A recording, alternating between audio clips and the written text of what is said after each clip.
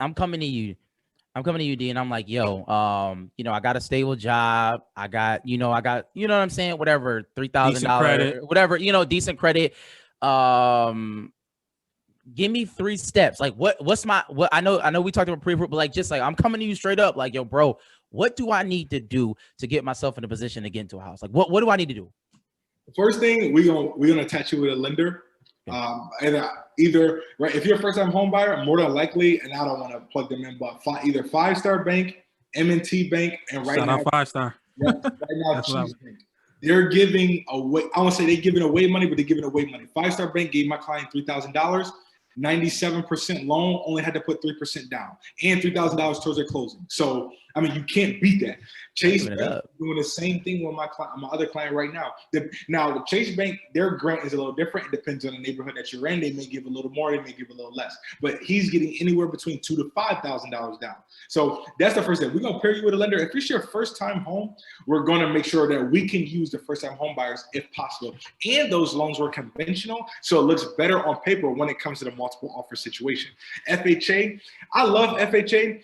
A lot of other people, it gets a bad rap because the appraisal is a little more strict. Right now, everything is appraising for the most part. There is some that's, if you go too high over, it won't appraise. But that's I'm so sorry, but can you explain just appraising just real quick for people who may not know?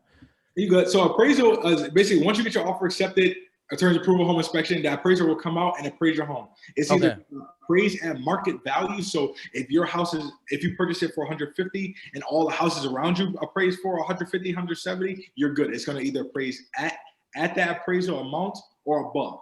You wanted to get it at amount, so whatever you purchased it for, or above the appraisal. If it's above the appraisal, you now build equity. So if you bought it for $100,000, it appraised that at 170, you now just had $20,000 in equity off the rip.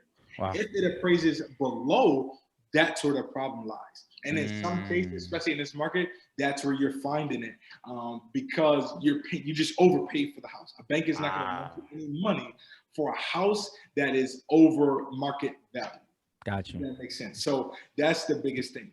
And then, I think, once it comes to that, second step, we go shop for a house. Again, in this market, you got to be patient. That's all I can tell people right now. I think in Cheektowaga, it was like 14 houses. At West Seneca, I think it was like 10. And North Buffalo alone, I think it was like 6 like last week, and above or in a certain price point. That first-time home buyers, it was just tough. Now I'm not talking about 300,000. I'm talking about first-time home buyers. It was like 14, 10, and like 20. Like that's not a lot of houses. Like under 200,000, pretty much. So like we were down in into February, January, we were down 1,000 homes compared to last year, 2020. Really? Yeah, man. Is it because of foreclosures or what? I'm sorry. Down 1,000 homes, meaning like homes for sale. I think 2,300 last year, January 2020. January 2021, it was like 1,300. So, I mean, there's never going to be a shortage of buyers. Right now, there's a shortage of homes. Wow. So if you think even numbers, 100 people looking at Cheektowaga and it's only 14 houses for sale, you can't. Like, what do you do? Like, gotcha. The buyer is a seller's market, right? Yeah, it's a seller's market. We're all first-time home buyers, so it's like what do you do? And it's basically because those second-time homeowners are not moving up. First-time home buyers have nowhere to go. Like, you know what I'm saying? It's almost impossible for renters to get a first-time home because it's no scale up anymore. Or people literally are watching HGTV and putting 1,000 square feet on the back of their house. No, they are. So it's like if they don't move, new construction is the way to go. Like if you about to sell right now, new construction, just build. Like just get a good builder, reputable builder, build.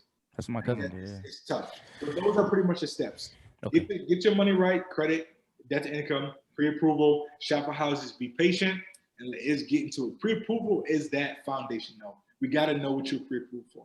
You're not going to shop 250 when you can only afford 150. Makes no sense.